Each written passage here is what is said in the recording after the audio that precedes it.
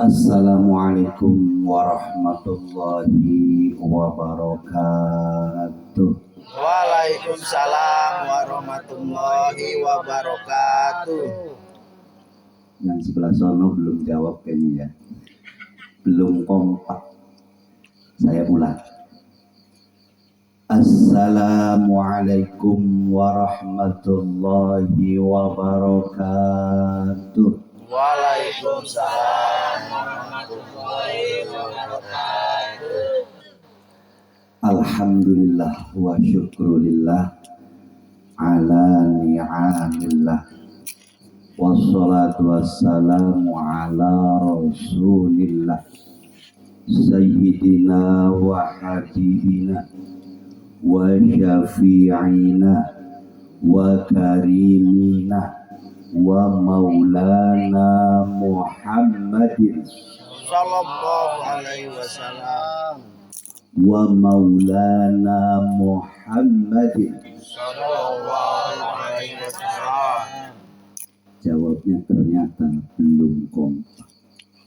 Padahal Rasulullah tahu orang yang paling pelit, orang yang paling kikir adalah orang ketika disebut namaku diam saja tidak bersolawat. Padahal kalau ditanya, ibu bapak cinta kepada Rasul, cinta sebagai umatnya Rasul, sebagai umatnya. Tapi manakala disebut nama Kanjeng Rasul, gening cicing wae. Ya, diingatnya. Siap. Jadi kalau disebut di mana saja nama Rasul, buru-buru baca sholat. Salawat. Wa maulana Muhammadin Sallallahu alaihi wasallam. wa ala alihi wa sahbihi ajma'in. Subhanaka la ilma lana illa ma 'allamtana innaka antal alimul hakim. Rabbi shrah li sadri wa yassir li amri wahlul 'uqdatam min lisani yafqahu qawli.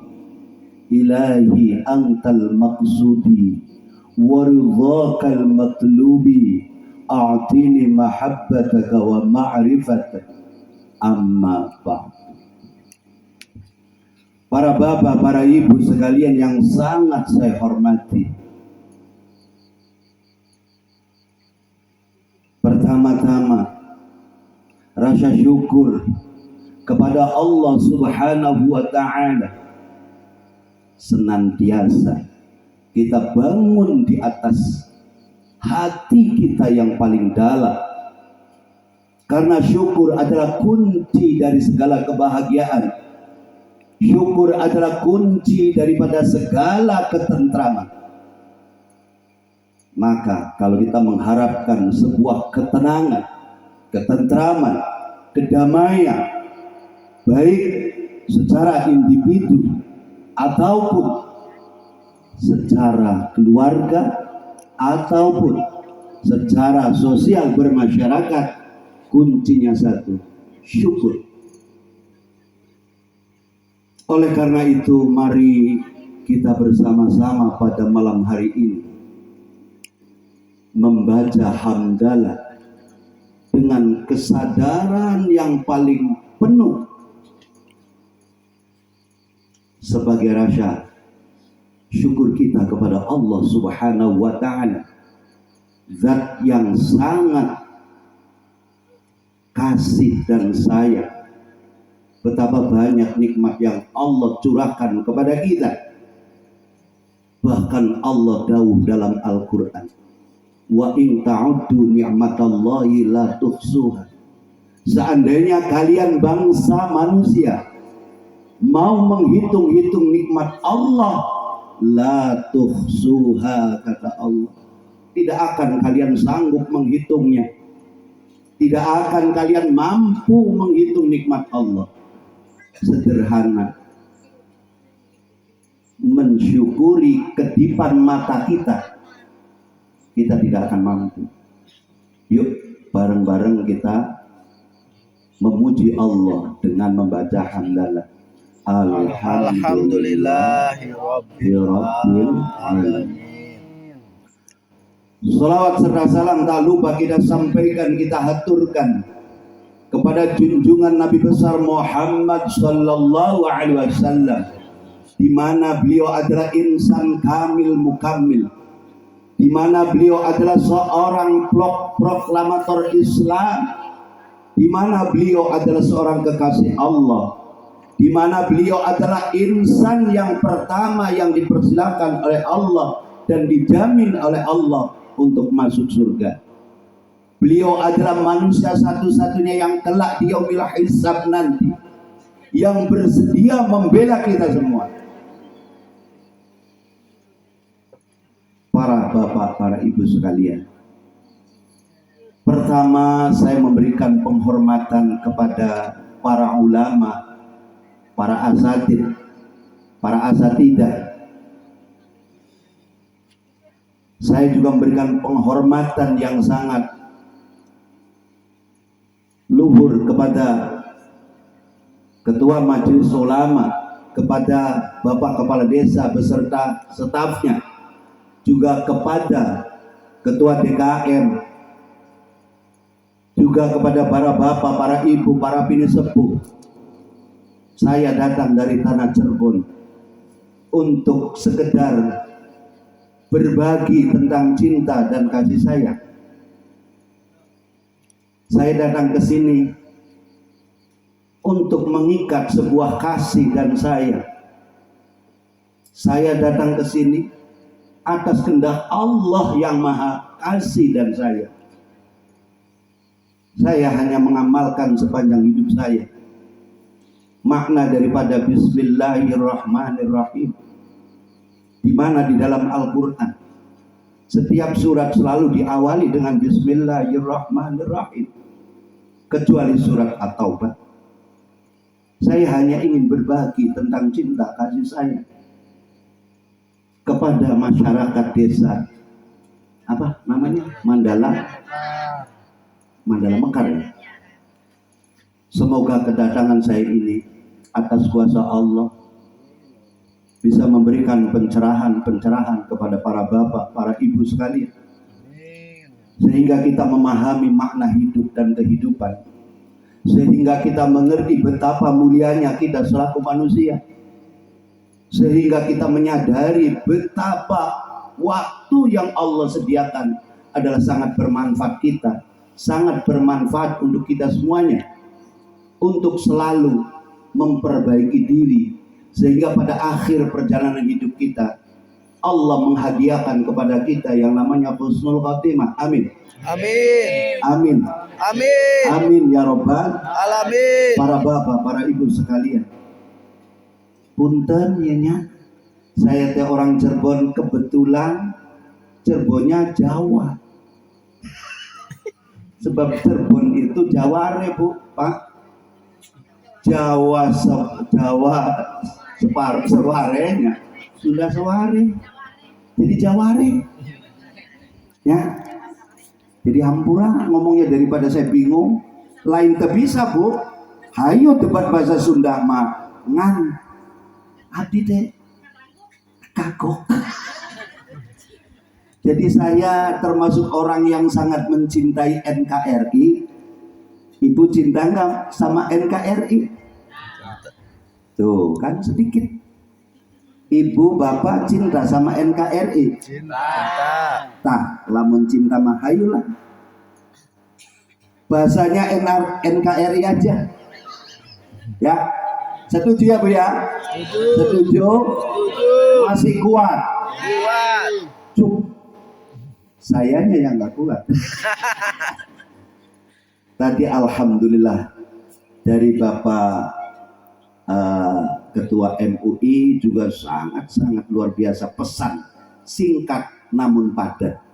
Dan saya yakin seandainya beliau dikasih kesempatan untuk mengurai itu, saya yakin 2 jam 3 jam gak bakal kelar. Ku sebab Bapak MUI itu tahulah menghargai. Mungkin saya dari Cirebon jauh karunya lamun kebagian gilirannya jam 12 karunya beureun keburu bubar. Ustadz Bayu juga subhanallah masih muda, berbakat, punya potensi, dan inilah generasi yang sangat bisa diharapkan. Kebetulan Ari Kang Bayu teh dari mana aslinya Kang? Dari sini. Alhamdulillah Birabbil Alamin. Nah, saya mah jauh. Habis ini kayak pulang, benar. Kang Betul. Bayu dihargai, dihormati di sini ya. Itu punya potensi, beruntung ibu-ibu, bapak-bapak yang punya menantu Ustadz Bayu itu. Sangat beruntung. Maka bapak-bapak, ibu-ibu kalau bisa mah nyenggol orang tuanya gitu ya. Kayak lamun ya tong jangan dengan yang lain. Ya Ustadz Bayunya mana kaset, aduh. Kalau saya punya anak perempuan muda saya ikat kali. Kebetulan Kang Bayu, alhamdulillah saya punya anak 2 adik lagi semua Pak. Ganteng-ganteng lagi kayak bapaknya.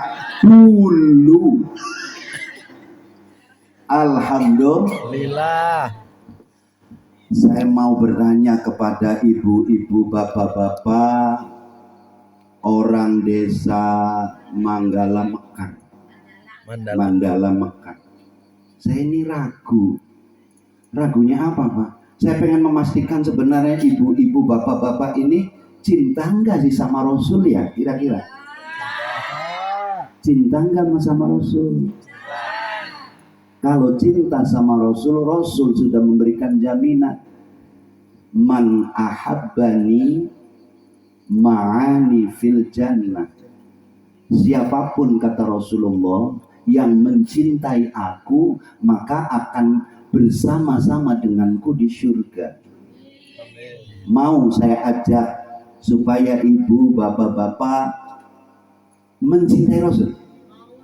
Mau kalau saya ajak supaya merindukan Rasul. Mau. Yuk.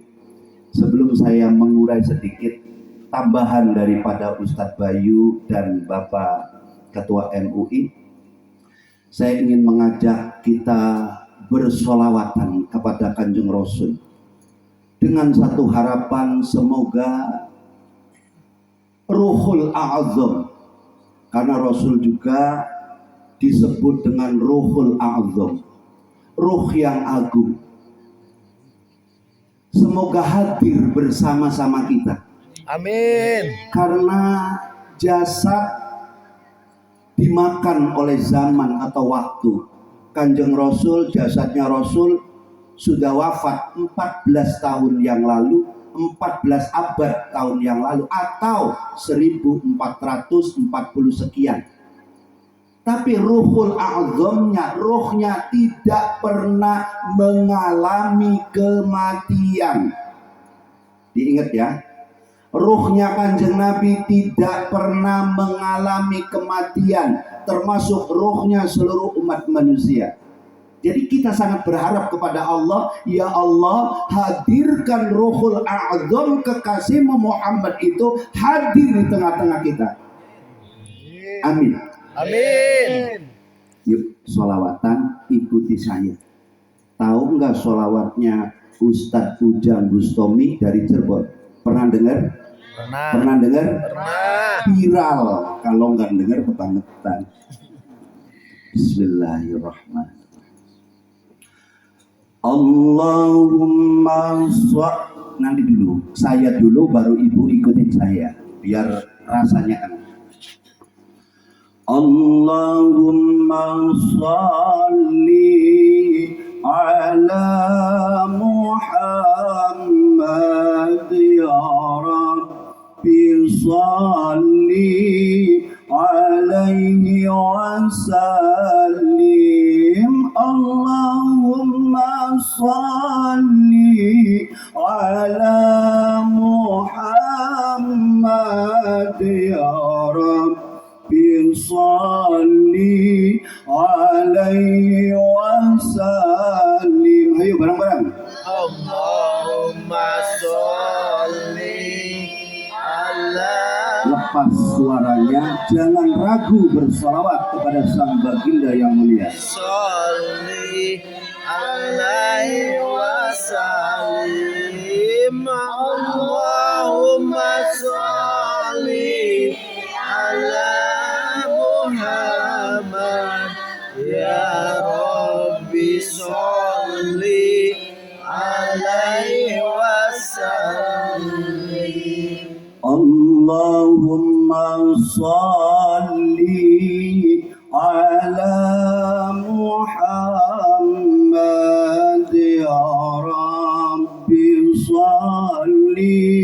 عليه وسلم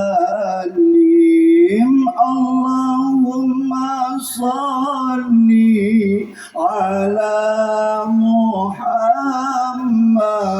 يا رب صل عليه wasallim. Ayo yang kompak. Allahumma sholli ala Muhammad ya Rabbi sholli alaihi wasallim. Allahumma sholli ala Muhammad ya Rabbi sholli alaihi wasallim. Rabbi fanfa'na bi barakatihim wahdinal husna bi hurmatihim. Rabbi fanfa'na bi barakatihim wahdinal husna bi hurmatihim. Allahumma sholli ala Muhammad ya Rabbi Dengarkan suara hamba-hamba alaihi wasallam. yang merindukan kekasih. Allahumma sholli Anugerahkanlah kepada kami ya Allah rasa cinta kepadamu dan juga cinta kepada kekasih. Alhamdulillah ya Rabbil Alamin. Para bapak, para ibu sekalian yang sangat saya hormati, yang sangat saya cintai, Ustadz Bayu telah menjelaskan sangat bagus sekali sebagai bekal untuk Jangjono. Juga Bapak Ketua MUI telah memberikan satu pesan yang sangat bagus sekali. Saya hanya ingin berbagi tentang sebuah ilmu kehidupan, di mana ilmu kehidupan ini pernah disampaikan oleh Sunan Ampel kepada masyarakat saat itu. Semoga apa yang akan saya sampaikan ini sangat bermanfaat, wabil khusus untuk Jangjono dan umumnya untuk kita semua, termasuk untuk diri saya sendiri. Karena saya selalu kalau menyampaikan sesuatu selalu saya tekankan untuk diri pribadi saya. Sunan Ampel pada saat dia berdakwah masuk ke tanah Jawa, dia pelajari karakter tanah Nusantara. Kalau bisa bicara saya Jawa itu mencangkup Sunda, ya artinya orang Jawa gitu. Kanjeng Sunan Ampel mempelajari sebelum dia menyampaikan dakwah tentang risalah Islamiyah.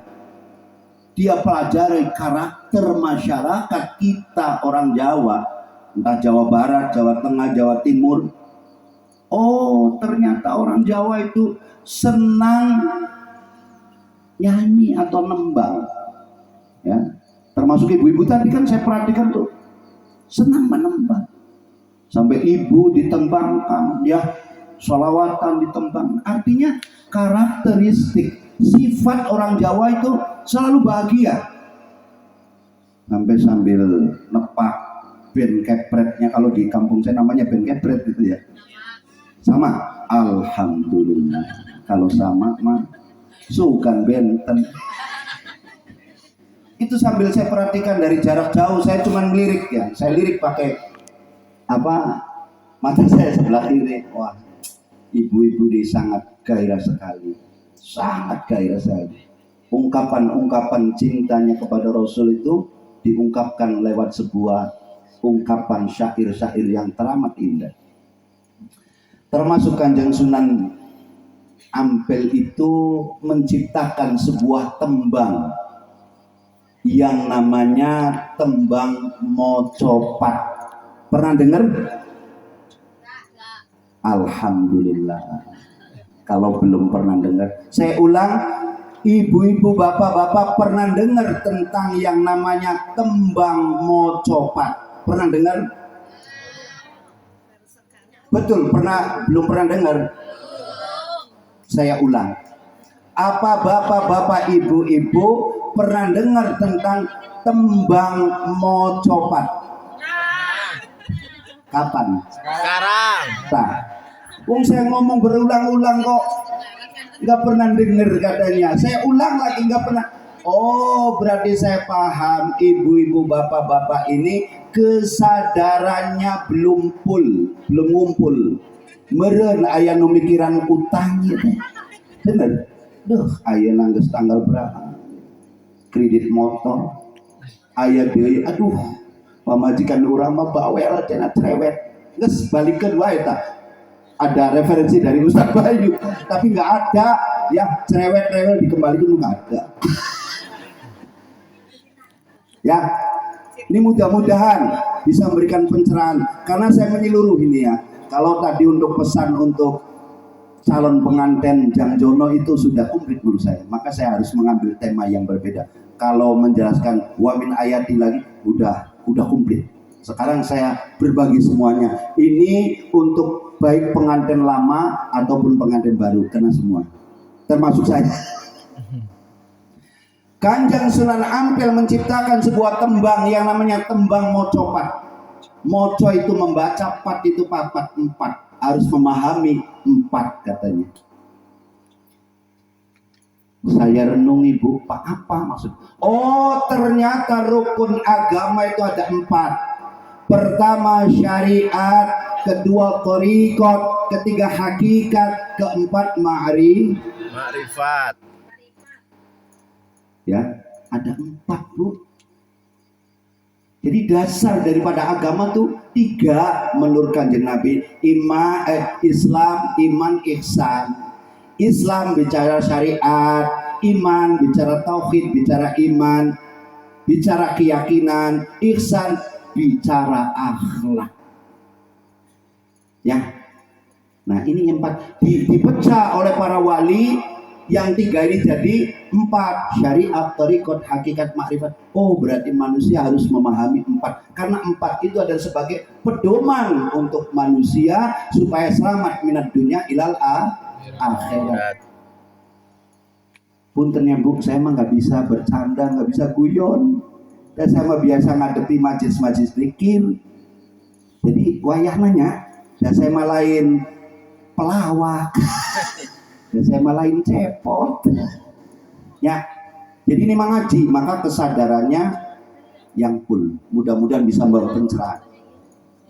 Yang pertama kata Sunan Ampel disampaikan pada masyarakatnya, pertama adalah disebut tembang Mas Kumambang. Apa Bu? Mas Kumambang. Apa Mas Kumambang itu? Terjadi peristiwa sebelum janin masih di alam ruh. Jadi sebelum ruh kita dimasukkan ke jasad kita disebut Mas Kumambang. Di mana pada proses ini manusia atau ruh kita sudah mengadakan sebuah perjanjian dengan Allah. Ini yang harus disadari oleh kita. Perjanjian inilah yang kita bawa, lalu kita mengalami peristiwa kejadian bla bla bla bla, sudah ada teken kontrak kita dengan Allah. Maka tadi saya bilang kuncinya syukur. Termasuk Jang Jono ketemu dengan jodohnya orang Cianjur. Ini peristiwa terjadi dalam istilah orang Jawa atau Kanjeng Sunan Ampel disebut Mas Kumambang. Sudah ada tulisnya, sudah ada takdirnya. Jodohnya dengan siapa? Ya kalau bisa diminta mah meureun, hayang nanjeng tetangga wae meureunnya. Jangan ngomong, Pak, tetangga saya kurang ada yang cantik. Nggak boleh. Benar, jangannya. Ini dalam peristiwa di alam arwah. Ini disebut maskumambang. Jadi takdir apapun yang kita terima pada saat ini adalah sudah ada ketentuan dari Allah. Itu disebut maskumambang. Maka kuncinya syukuri. Dikasih oleh Allah rasa bahagia, rasa enak, ucapkan apa? Alhamdulillah. Alhamdulillah. Kalau ada ibu-ibu, nenek-nenek, kakek-kakek yang susah ngomong alhamdulillahnya, udah bahasa Sunda aja. Hatur nuhun Gusti, hatur nuhun, itu sama dengan alhamdulillah. Jadi ibu dalam keadaan apapun ucapkan hatur nuhun Gusti, bahagia. Kalau dikasih yang tidak enak, bilang apa? Tah, itu yang salah. Ya hirup mah pasangan.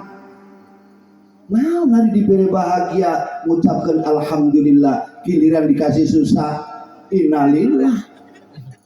Ya ucapkan atuh sarua, alhamdulillah Gusti. Bahagia. Sebab kebahagiaan ketika kita ucapkan dengan kesadaran penuh bahwa segala sesuatu nikmat yang diterima adalah dari Allah, maka Allah akan menambahkan nikmat itu dengan sebab kita baca alhamdulillah.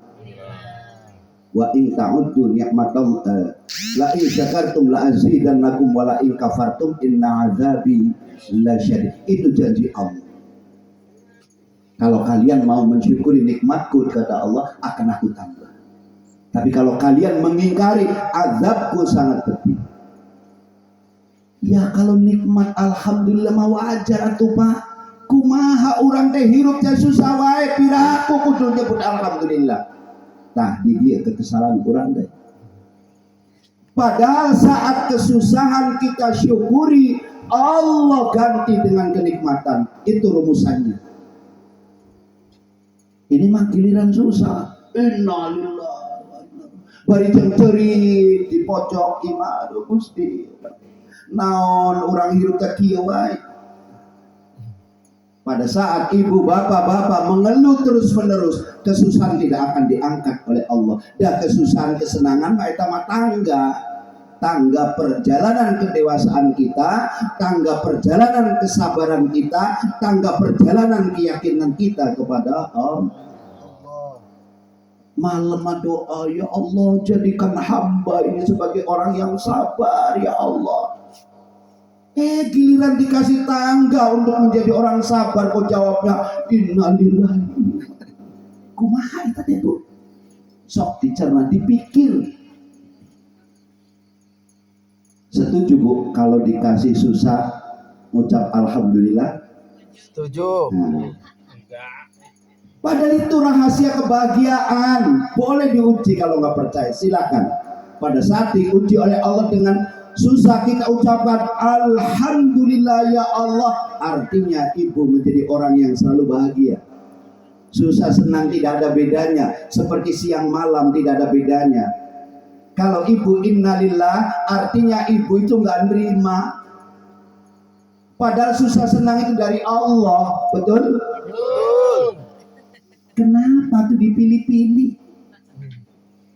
Tapi dari Allah. Benar. Sadari apa yang terjadi dengan kita dalam kehidupan ini sudah tertulis di dalam tembang maskumambang atau di dalam takdir Allah. Itu yang pertama. Namanya tembang apa Bu? Diingat-ingat. Ini insya Allah sangat bermanfaat. Setelah maskumambang, Kanjeng Sunan Ampel menciptakan tembang yang kedua yang disebut mijil. Apa mijil? Gubrak lahir ke alam dunia. Kenapa? Sebabnya anak lahir itu menangis. Ayo sok diuji. Ayo sok direnungi. Ada tidak anak bayi lahir tahu-tahu tertawa ngakak? Hahaha, ada enggak? Rata-rata menangis. Kenapa? Gelap. Benar? Gelap. Ada rasa takut yang luar biasa yang dialami oleh si Jabar. Itu kalau diuraikan panjang sudah. Gubrak alam dunia ini namanya tembangnya oleh Sunan Ampel disebut tembang mijil. Yang tadinya Mas Kumambang masih berada di alam arwah, sekarang ruh sudah dimasukkan ke jasad kita pada saat umur 4 bulan di kandungan seorang ibu. Makanya tadi ada tembang, ada yang nyanyi ibu. Itu sangat luar biasa.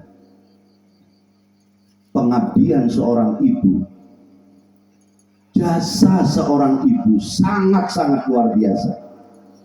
Mudah-mudahan di sini semuanya berbakti kepada ibunya, amin. Amin. Juga berbakti kepada ayahnya, amin. Amin. Kalau sampai ada yang tidak berbakti dengan ibunya, mudah-mudahan setelah mendengarkan ceramah saya ini, besoknya menjadi anak yang berbakti. Amin. Sehebat apapun kita, ingat, sepinter apapun kita lahir dari seorang ibu.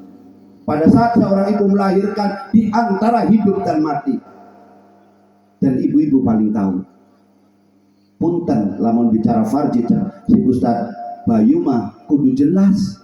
Jadi jangan dipahami tadi, kuning kiainya jorok pula bu, emang harus jelas itu mah.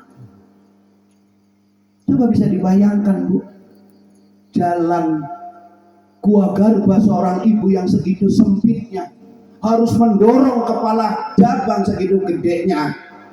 Sok rasanya kayak apa? Ibu yang tahu. Saya juga nggak tahu. Dan saya mah bukan perempuan. Maka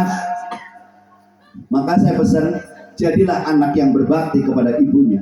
Sampai-sampai dalam Al-Quran Allah mengingatkan manusia betapa harus berhormat kepada orang tuanya. Ucapan saja nggak boleh. Itu betapa dimuliakannya, betapa luar biasanya orang tua, terutama ibu. Setelah mijil, kita nih setelah lahir ke alam dunia, gubrak ke alam dunia, maka akan masuk kepada fase berikutnya kehidupan yang disebut tembang kinanti. Kinanti ini gambaran anak-anak kecil, 5 tahun, 6 tahun, 7 tahun, itu masa kinanti. Didiklah anak itu dengan bekal agama yang kuat, dengan pendidikan yang bermanfaat. Kenapa? Sebab kalau sampai kita tidak mendidik anak-anak kita masa kinanti ini, pesantrenkan, bekali ilmu, karena sebentar lagi anak ini akan masuk pada fase kehidupan tembang yang namanya tembang sinom. Apa sinom? Muda. Akan masuk di masa remaja, masa muda. Kalau sudah jadi pemuda, hesek bu dididik teh, sok diuji. Hesek, diarahkan teh hesek, disuruh sholat teh hesek. Dan waktu kinantinya nggak didik sholat, disuruh belajar agama hesek. Dan waktu masa kinanti dia lengah orang tuanya, sudah mulai sulit. Sok diuji saja. Ini ilmu kehidupan yang diajarkan oleh Kanjeng Sunan Ampel, Bu. Pada masa sinom ini, anak akan sulit kita kendalikan kalau tidak dibekali masa kinanti, masa anak-anak. Makanya kita nih, orang-orang NU, bikin yang namanya TPA, bikin yang namanya madrasah, bikin yang namanya pondok pesantren dalam rangka menyiapkan masa atau fase manusia masa kinanti. Nah, kata apa? Seperti Kang Bayu, itu kinantinya bagus. Maka pada saat dia sinom sudah mampu menguraikan tentang ilmu-ilmu agama. Harapan saya kepada Ustadz Bayu, jangan berhenti belajarnya di syariat saja. Karena syariat itu tataran luar, tataran awal. Masuki ke dalamnya thariqat, masuki lagi ke dalamnya hakikat, masuki lagi ke dalaman agama ma'rifat, maka akan mapan ilmunya. Tidak ada masalah yang tidak mampu diselesaikan. Ilmunya tidak akan berhenti dan terus berkembang. Karena dari fisik menuju jiwa, dari jiwa menuju pengetahuan rohani atau spiritual. 3 inilah yang harus digali oleh kita selaku umat Islam. Kenapa? Kalau salah satu kita tinggalkan, umat Islam akan terbelakang. Karena kecerdasan yang sesungguhnya bersumber dari ruh kita. Gali, terus gali. Maka penting Pak Bu, ini yang punya anak fase-fase kinanti, dididik yang sungguh-sungguh. Zaman ini terus berubah. Kalau kita tidak menyiapkan anak kita akan menjadi korban dari perputaran zaman. Coba lihat sekarang. Boleh bapak, ibu-ibu, mungkin zaman kecil kita dulu, boro-boro Bu main HP itu boro-boro. Paling mainannya tuh masih kelereng, ya kalau di sana itu lenjang, ngerti lenjang? Yang bungkus rokok tuh buat mainan, sekarang nggak ada. Coba perhatikan. Artinya demikian pesatnya gitu loh. Pengaruh dari luar. Kalau anak kita masa kini nanti kita tidak didik, bahaya Bu. Demi Allah bahaya. Karena akan masuk ke fase sinom. Ini siklus kehidupan manusia. Ini adalah perputaran hidup manusia. Boleh percaya, boleh enggak. Ini adalah sunnatullah. Ini adalah hukum alam. Siapapun kita pernah jadi fase Mas Kumambang. Siapapun kita pernah lahir gubrak alam dunia menjadi seorang bayi yang tidak berdaya. Siapapun kita pernah menjadi anak kecil masa anak-anak. Siapapun kita pernah menjadi anak muda. Makanya sama anak muda jangan rewel-rewel ting punya Pak, jangan rewel ting dah. Da urang ge sarua bareto teh muda. Bener tuh? Betul. Iya makanya enggak muda saja. Ya, diarahkan tetap, dinasihati tetap, tapi jangan keras lah. Kalau keras makin melawan. Percaya. Kalau sudah sinom, manusia akan masuk pada tembang berikutnya atau fase berikut apa? Asmoro dono. Akan kena oleh panah asmara seperti Jangjono. Gak mungkin nikah dulu kalau tidak mengalami rasa cinta, rasa rindu. Gak mungkin. Dia sudah ketembak oleh panah Asmarondono. Walaupun jauh sono Cianjur dikejar Bu. Dan besok baru kita antar bersama-sama. Dalam rangka apa? Dalam rangka dia mengobati luka terkena panah asmara.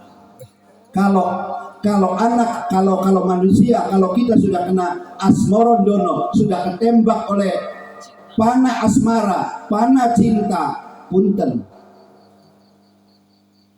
Kalau bahasanya mah tai kotok ya kelihatannya batu ali-ali. Benar tak? Benar tak? Sok boleh diuji. Boleh diuji dah, ini mah ilmu kehidupan. Ibu pernah jatuh cinta? Pernah. Cinta diawali dengan pertemuan gak Bu? Lalu muncul kerinduan. Betul? Jang Jono ini akhirnya ngomong ke orang tuanya, "Mak, saya cinta sama orang Cianjur, Mak." Namanya siapa Kang Jono? Siapa? Sylvia Sri Rohani. Tuh. Apa itu namanya kalau bukan Asmarondono? Kalau bukan panah asmara, kalau bukan kesengsem hatinya oleh yang namanya Sri tadi. Lalu ngomong ke emaknya, ke saudaranya, "Saya cinta kepada gadis pujaanku. Tiap malam terbayang-bayang. Kalau siang saya nggak mau makan." Kenapa? Sebab terkena panah asmara. Ini semua dialami oleh siapapun. Lalu karena cintanya sudah tidak tahan, di samping menjaga daripada fitnah, ngomong ke keluarganya, masuklah manusia atau Kang Jono ini masuklah ke fase yang namanya gambuh. Tembangnya apa gambuh itu? Ingin menikah.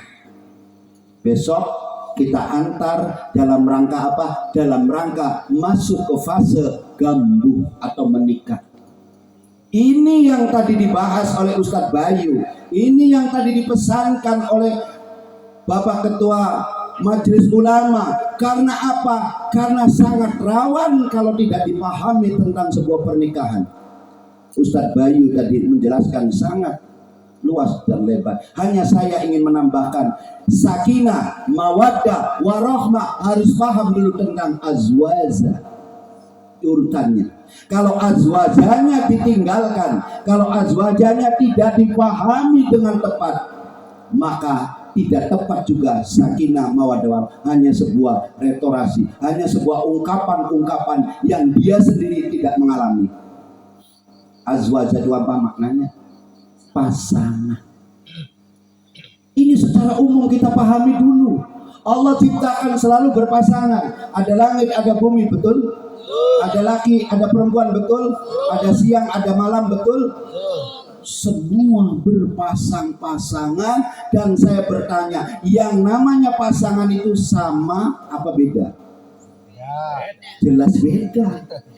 Kalau sama, namanya bukan pasangan. Ini yang kita lupakan. Fitrah selaku perempuan kita lupakan. Maunya kumaha aing masalah gimana? Ini sudah tidak tepat. Pahami bahwa setiap diri perempuan adalah memiliki sifat halus. Dia feminim. Dia lemah lembut, sementara seorang laki-laki adalah gagah perkasa atau maskulin, atau kalau bahasa tauhidnya jalal. Di dalam diri setiap laki-laki Allah titipkan tentang sifat jalaliyahnya apa? Keperkasaan. Sementara di dalam diri perempuan Allah titipkan sifat jamaliyahnya apa? Keindahan, kelembutan. Sadari jalal dan jamal, perkasa dan lemah lembut adalah pasangan yang harus disatukan. Jangan coba-coba memaksakan ibu-ibu suruh perkasa. Jangan coba-coba ibu-ibu memaksa laki-laki suruh lemah lembut.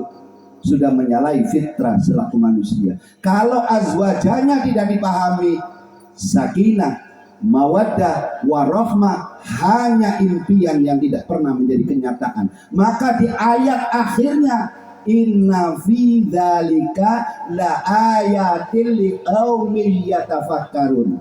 Sesungguhnya yang demikian itu ada tanda-tanda bagi orang-orang yang merenungi, memahami, mentafakuri. Hanya bagi mereka. Kalau yang tidak merenungi, gak bakal ngerti rahasianya. Itu ya. Jadi awas pulang dari sini ibu-ibu, jangan cerewet sama bapaknya ya. Ntar bapaknya pengen nyai akang hayang ngopi ya, ngeunah meureun tiis kieu ngopi mah ngopi beda sorangan tuh. Apa nggak nyesek sok? Jangan ya, jangan. Dan karakter kita bangsa Nusantara tidak seperti itu. Bangsa Nusantara adalah lemah lembut, toleran, menghargai. Jangankan ke suami, jangankan ke istri, jangankan ke keluarga, ke orang lain. Bangsa kita memiliki sifat lemah lembut. Kenapa lemah lembut itu sudah hilang rasanya di bangsa kita ini? Padahal itu adalah warisan leluhur kita. Komo orang Sunda mah, orang Sunda itu bukan nama suku, jangan salah. Maka sekarang dunia lagi mengarahkan semua kepada bangsa kita. Peradaban manusia di dunia nih Bu, berasal dari tanah kita Nusantara, khususnya bangsa Sunda Land. Kita bangsa besar Bu. Ini yang harus disadari oleh kita. Kita bangga jadi orang Sunda, kita bangga jadi orang Jawa, kita bangga jadi NKRI. Makanya jangan mau diadu domba punya. Awas, leluhur kita orang-orang hebat ini. Jangan dianggap sepele. Di sini banyak leluhur kita nih, orang-orang hebat di sini. Alhamdulillah Allah sambungkan rasa saya tadi siang. Subhanallah saya. Mata hirup tesing ukurnya. Tong pasea, ya mah pasea wae jeung tetangga jeung dulur. Untung nanaon tak pasea teh, sugan pasea teh jadi benghar gitu. Sugan pasti hati jadi tentram gitu. Ente. Mata orang deh ayo diraba. Sing dulur pada akurnya. Ayo sing rukun. Sing kompak dalam segala bidang. Ya kalau bukan kita yang melestarikan desa kita, yang menjaga, merawat, siapa? Piraku saya orang Cirebon, ya mohal. Isukan ge abdi main di Cirebon beren. Lupa mau nganter Kang Jono Cianjur. Ya punya Paknya pulang dari sini janji ya selalu berseri-seri senyum kepada suami. Awas mana ada Pak Dusun, nanti tolong kalau yang cemberut suruh nyatet kirimin ke saya namanya siapa ya, pinnya siapa, saya putar giling dari Cirebon nanti dan itu tempatnya putar giling supaya senyum sama suaminya. Jadi gambu adalah bertemunya pernikahan antara seorang laki-laki dan perempuan. Terutama ini buat Kang Jono. Ingat, namanya sakinah, mawaddah, warahmah harus diawali dengan sebuah kesadaran bahwa pasangan hidup kita jelas berbeda dengan kita. Sadari sesadar-sadarnya. Jangan hanya mengharapkan kesenangan saja, kata ketua MUI itu dalam rumah tangga. Makanya kita mengenal istilah bulan ada nggak tahun madu? Ayo sok dipikir, ada nggak Bu tahun madu gitu? Pengantin anyar mah kesebutnya lagi bulan madu, bukan tahun madu. Maksudnya sadari bahwa kita akan masuk pada fase-fase yang namanya setelah gambu nikah akan masuk pada fase kehidupan yang namanya dandang gula. Apa Bu? Dandang itu pahit, gula itu manis. Akan masuk siapapun tidak pandang bulu. Dah ini mah hukum alam, dah ini mah sunatullah. Jadi Kang Jono siapkan mentalnya akan memasuki fase dandang gula. Bagi seorang gadis, seorang wanita pada saat dia menemukan pasangan suami mabok mulu, main mulu, judi mulu, pulang judi marah-marah, pulang mabok-mabokan marah-marah, kadang nempeleng. Ibu Eneng ketemu dandang pahit. Tapi seorang gadis menemukan pasangan hidup, dia soleh, rajin, kerjanya rajin, duitnya banyak, memperlakukan istrinya sangat istimewa, menghargai, dia ketemu gula, manis hidupnya. So, ada yang suka marah-marah ke ibu, suaminya ada? Banyak katanya. Berarti ibu harus memohon kepada Allah, ya Allah, jauhkan saya dari dandang, ya Allah, ganti saya dengan gula. Seorang suami istri dalam rumah tangga, Kang Jono disadari akan menemukan pahit manisnya kehidupan rumah tangga. Ini harus disadari. Sebagaimana Allah ciptakan selalu berpasang-pasangan. Bagaimana kita akan merasakan bahagia kalau tidak mengalami penderitaan?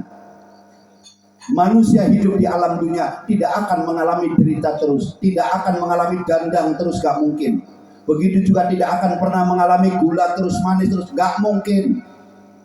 Sadari itu semua oleh kita. Kita akan mengalami pergantian. Perubahan itu oleh Allah bukan saja tiap hari, tiap detik, tiap menit. Allah akan selalu merubah hidup kita.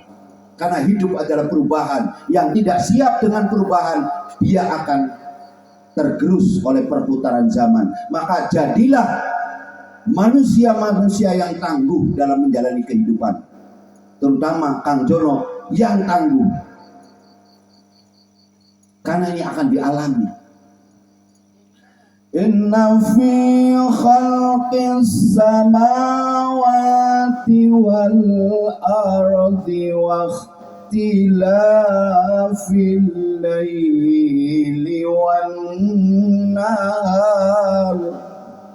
Kening cicing Padahal saya lagi membacakan firman Allah loh. Kenapa kau diem aja? Ini jangan-jangan udah pada ngantuk kali ya. Padahal ayat itu turun, Bu, Pak, Kanjeng Nabi sampai nangis. Karena Kanjeng Nabi mengatakan umatku banyak sekali yang tidak mengerti maksud daripada ayat ini. Yang saya bacakan tadi itu peristiwa yang agung, Bu, yang dialami oleh Kanjeng Nabi.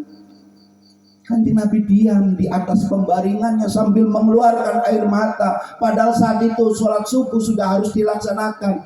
Bilal menyusul, melihat Kanjeng Rasul menangis. Bilal bertanya, wahai baginda yang mulia, kenapa engkau menangis? Kenapa engkau bersedih? Padahal engkau orang yang dijamin oleh Allah untuk masuk surga. Engkau orang yang dihapus dosanya sekarang dan masanya akan datang. Engkau adalah kekasih Allah. Engkau adalah pemimpin Nabi dan Rasul. Apa yang membuat Paduka menangis dan bersedih? Lalu Kanjeng Nabi menjawab, wahai Bilal, tadi barusan malaikat Jibril datang kepada aku membawa wahyu berupa ayat tadi. Kata Nabi, kelak umatku teramat banyak yang tidak paham tentang ayat ini. Aku menangis karena menangisi umatku. Kanjeng Nabi menangisi bapak-bapak dan ibu-ibu. Kenapa pada saat saya membacakan firman itu yang sangat mulia, ibu diam saja? Apakah ibu sudah bosan mendengarkan ceramah-ceramah agama? Apakah ibu sudah tidak mau lagi mendengarkan tausiah-tausiah tentang kebenaran? Apakah saya harus nyanyi-nyanyi sambil cingkrah-cingkrah agar ibu terhibur, gembira? Itu bukan bagian saya, Bu. Ayat tadi.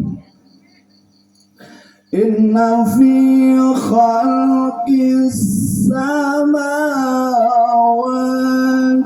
wal ardi wa ikhtilafil laili wan nahari la ayatin li ulil albab. Allah. Kanjeng Nabi pada saat menerima wahyu ayat ini menangis. Inna fi khalqis samawati wal ard, sesungguhnya di dalam kejadian langit dan bumi dan pergantian siang dan malam, selalu di situ kan, perhatikan, selalu berpasang-pasang. La ayatin liulil albab, ada tanda-tanda keagungan Allah, ada tanda-tanda kebesaran Allah, ada tanda-tanda tentang cinta kasih sayang Allah. Bagi siapa? Bagi ulul albab. Siapa ulul albab itu? Kalau kita bertanya kepada Allah, ya Allah, tolong jelaskan ulul albab itu seperti apa tanda-tandanya. Sugan wae urang kabeh ini masuk di dalam kelompok ulul albab. Kalau terjemahan Menteri Agama, ya, Departemen Agama, ulul albab adalah orang-orang yang berakal. Padahal lebih dari itu. Kita bertanya, ya Allah, kasih tahu ya Allah, hamba mohon kepadamu, tunjukkan, kasih tahu ciri-ciri ulul albab itu ya Allah. Allah menjelaskan kepada kita, Allah menginformasikan kepada kita tentang siapa ulul albab itu. Alladzina yadhkuruna Allaha qiyaman wa qu'udan wa ala junubihim wa yatafakkaruna fi khalqis samawat Rabbana ma khalaqta hadza batila subhanaka faqina adzabannar. Ini ciri-ciri ulul albab yang Allah langsung informasikan kepada kita, dan semoga kita semua menjadi golongan ulul albab. Siapa? alladzina yadhkurunallah, orang-orang yang senantiasa bisa mengingat Allah. Tuh, ini cirinya. Selalu berzikir, tidak lepas berzikir kepada Allah. Baik ketika dia sedang duduk, kata Allah, ataupun sedang berdiri atau beraktivitas, melakukan apapun. Ibu-ibu lagi nyuci, zikir. Terserah zikirnya. Apa kalimat thayyibah? La ilaha illallah. La ilaha, di dalam hati aja. Atau ismudzat, Allah, Allah. Yakin, Bu, kalau ibu-ibu pada saat nyambel, ngerti nyambel, Bu? Bikin sambel. Sambil zikir itu dijamin sambalnya enak. Saya jamin, Bu.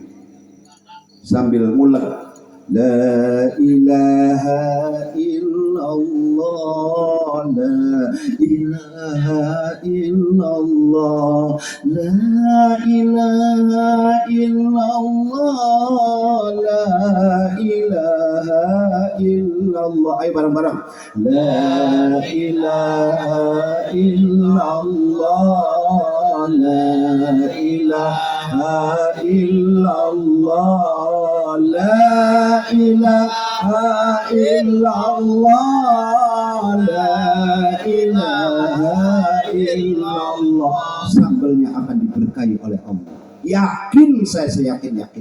Kenapa? Dia pada saat bekerja selalu menyambungkan hatinya dengan Allah. Kalau ada neng-neng yang susah banget jodohnya, coba banyakin la ilaha illallahnya, neng. Saya jamin, saya pulang besok ada yang melamar. Amin. Tapi awas, jangan bilang panasku Kang Jono. Nggak boleh ternyata. Nenek-nenek sambil makan hatinya zikir, la ilaha, dijamin husnul khotimah. Yakin, saya seyakin-yakinnya. Man akhirul kalam la ilaha illallah dakhalal jannah. Itu sabda Rasul. Mau tidur, sebelum tidur zikir hatinya sampai les dia tidur, insya Allah dijaga dari segala mara bahaya. Yakin, saya seyakin-yakin. Sebab la ilaha illallah pada saat diucapkan dengan kesadaran, dia memiliki daya ilahiyah, dia memiliki daya energi ilahiyah. Tidak akan ada yang mampu membuat kita susah atau bahaya. Enggak akan. Saya pernah, Bu, satu pengalaman bawa mobil dari Pondok Indah menuju Bekasi, ngantuknya nggak karuan. Jam 1 malam di jalan tol dengan kecepatan 120, saya tertidur, Bu. Di jalan tol saya bawa mobil kecepatan 120, saya tidur. Kalau ngantuk mending tidur. Kenapa? Saya tahunya tidur, saya sampai bermimpi. Sebab saya selalu baca la ilaha illallah terus sepanjang perjalanan itu. Allah jaga, Allah selamatkan. Coba kalau tiba-tiba yang di depan ngerem, kalau enggak belok ke kiri, apa saya tidak innalillahi, mungkin malam ini tidak bisa hadir di sini. Sebab saya yakin karena saya sudah mengalami keajaiban tentang zikir tadi. Wa ala junubihim, dan orang-orang yang senantiasa berzikir pada saat dia berbaring, artinya sambil goleran lihat TV zikir, mau tidur zikir, la ilaha terus, Allah akan jamin keselamatannya. Tuh. Wa yatafakkaruna fi khalqis samawati wal ard, dan mau merenungi penciptaan langit dan bumi. Siang dan malam selalu berpasang-pasangan, termasuk laki-laki dan perempuan, suami istri, mau direnungi, mau dipelajari sifatnya masing-masing, kekurangan dan kelebihannya, diterima dengan senang hati. Pasti akan muncul sebuah kesadaran, Rabbana ma khalaqta hadza ya Allah, ternyata yang kau berikan kepadaku ya Allah tidak pernah ada yang sia-sia. Ternyata yang kau ciptakan ya Allah tidak ada yang sia-sia. Kesadaran muncul dari sebuah perenungan. Kesadaran muncul dari zikir. Akan menyadari enak dan gak enak, susah dan senang, bahagia dan derita hanya sebuah permainan yang tidak perlu kita terjebak di dalam sebuah permainan itu. Satu kuncinya, alhamdulillah. Itu maksudnya Rabbana ma khalaqna hadza batila. Alhamdulillah ya Allah. Motor saya kempes, nggak taunya di depan ada tawuran, Bu. Begitu selesai